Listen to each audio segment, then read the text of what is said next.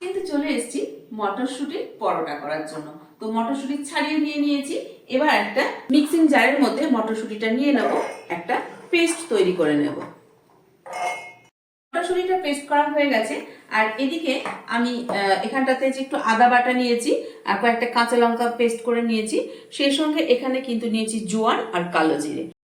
তেল গরম হয়ে গেছে, দিয়ে দেব কালো জিরে আর জোয়ান।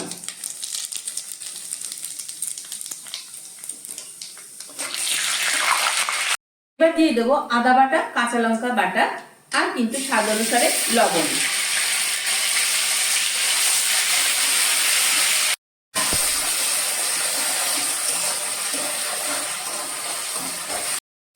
একটু নাড়াচাড়া করে নেবো যেন আদার কাঁচা গন্ধটা চলে যায়। এবার দিয়ে দেবো মটরশুঁটির পেস্ট, একটু নাড়াচাড়া করে নেবো ভালো করে।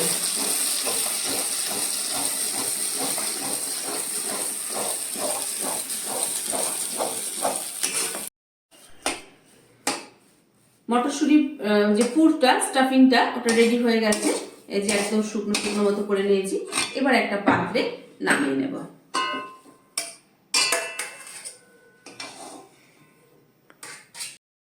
পরোটা করার জন্য আগে থেকে ডো তৈরি করে নিয়েছি। এবার এই ডোগুলোর মধ্যে আমি এই যে বাটি বাটি করে নেব। আমি কিন্তু মাঝখানটা একটু মোটা রাখবো, দেখুন, আর সাইডগুলো একটু এরকম ভাবে বিছিয়ে নেব, মাঝখানটা মোটা রাখলাম। এবার এর মধ্যে যে পুর মানে স্টাফিং, সেটাকে কিন্তু এর মধ্যে দিয়ে দেব।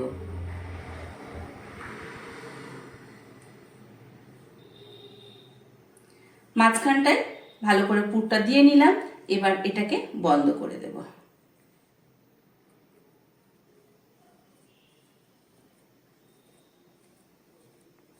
এটাকে ভালো করে ঘুরিয়ে নিয়ে এরকম ভাবে বন্ধ করে দিয়ে এই শেষ অংশটা একটু কেটে নিয়ে নেব।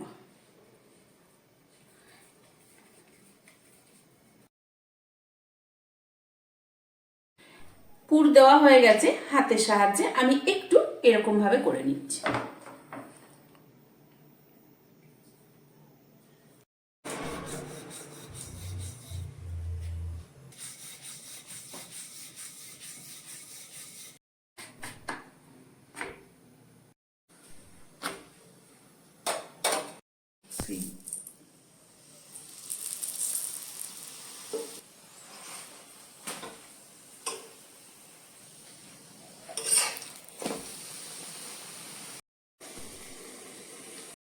মটরশুঁটির পরোটা সঙ্গে কিন্তু মটরশুঁটিরই একটা আমি ঘুগনি মতো তরকারি করেছি, আর সঙ্গে নিয়েছি আচার। তো তোমরা এরকম ভাবে খেতে কি পছন্দ করো?